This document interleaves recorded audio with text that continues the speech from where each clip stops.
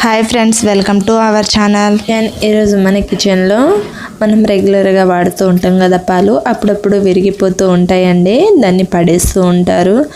పడేయకుండా చాలా సింపుల్గా 2 టేబుల్ స్పూన్ పంచదార ఉంటే చాలు, ఎంతో తియ్యని స్వీట్ని మనం ప్రిపేర్ చేయొచ్చు. సో ఎలా చేయాలన్నది ఈ వీడియోలో చూసేద్దాము. నేనైతే 1/2 లీటర్ పాలను తెచ్చి వేడి చేశానండి. ఇలా కొంచెం విరిగిపోయినట్టు అయిపోయాయి. సో పడేయడం దేనికా అనేసి, అందరికీ పనికి వస్తుంది కదా, ఒక వీడియో చేసి పెడదాం అనేసి నేనైతే దీంతో ఒక స్వీట్ని తయారు చేయబోతున్నాను. సో ఇలా విరిగిపోయిన పాలని తీసుకొని మనం దీంట్లో ఉన్న వాటర్ అనేది సపరేట్ చేసుకొని తీసుకోవాలి. ఇలా ఒక జాలి గంట తీసుకొని మనం దీనిలో ఉన్న వాటర్ అంతా సపరేట్ చేసుకోవడానికి మనం ఇలాంటి జాలి తీసుకొని వడబోసుకొని తీసుకోవాలి. దీంట్లో ఉన్న వాటర్ అంతా కంప్లీట్గా సపరేట్ చేసి తీసుకోవాలి.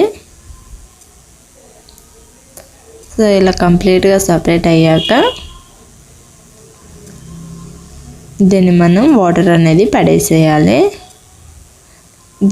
దీంట్లో కొన్ని గ్లాస్ వాటర్ పెట్టి ఎలాంటి స్మెల్ వాసన లేకుండా 2-3 టైమ్స్ ఫ్రెష్గా కడిగి తీసుకోవాలి. ఇలా ఫ్రీగా వచ్చేంత వరకు వాటర్ అనేది పోసుకుంటూ కడుక్కుంటే మనకి ఫ్రెష్గా ఉంటుంది. సో ఇలా కడిగి తీసుకున్నాక మరి అదే గిన్నెలోకి మనం మళ్ళీ యాడ్ చేసుకోవాలి. ఇలా యాడ్ చేసుకొని దీంట్లో 1 కప్ వరకు పంచదారని తీసుకోండి. అంటే నాకు మినిమం 100 గ్రామ్స్ ఉంటుందండి 1/2 లీటర్ పాలకి. మీ దగ్గర పాలు అనేది ఎక్కువ ఉంటే చక్కెరని క్వాంటిటీ ఎక్కువ పెంచుకోవచ్చు. సో ఇలా కలుపుకుంటూ చక్కెర అనేది పూర్తిగా కరిగిపోయేంత వరకు కలుపుకొని తీసుకోవాలి. చక్కెర కరిగిపోయి మనకి పాలకి, విరిగిపోయిన పాలకి అంత పట్టేటట్టుగా 2-3 టైమ్స్ చూడండి. మనకి చక్కెర కడిగిపోతే ఇలా వస్తుంది, జ్యూసీగా వస్తుంది. ఈ చక్కెర వాటర్ అంతా దగ్గర పడేంత వరకు కలుపుకుంటూ తీసుకోవాలి. ఇలా కంప్లీట్గా చక్కెర వాటర్ అనేది అంతా దగ్గర పడ్డాక చూడండి, ఇలా మనకి కొంచెం పొడిలాడుతున్నప్పుడు, నేరే పొడిలాడుతూ తీసుకోవద్దండి. ఇలా స్టవ్ ఆఫ్ చేసేసి మనం దీన్ని అంతా ఒకసారి కలుపుకొని మెత్తగా చేసుకొని తీసుకోవాలి. సో మీ దగ్గర పప్పు గుత్తితో అయినా చేసుకోవచ్చు. నేనైతే నార్మల్గానే ఎలా చేయాలో చూపిస్తాను. ఒక బౌల్ తీసుకొని బౌల్లోకి యాడ్ చేసుకోవాలి కంప్లీట్గా.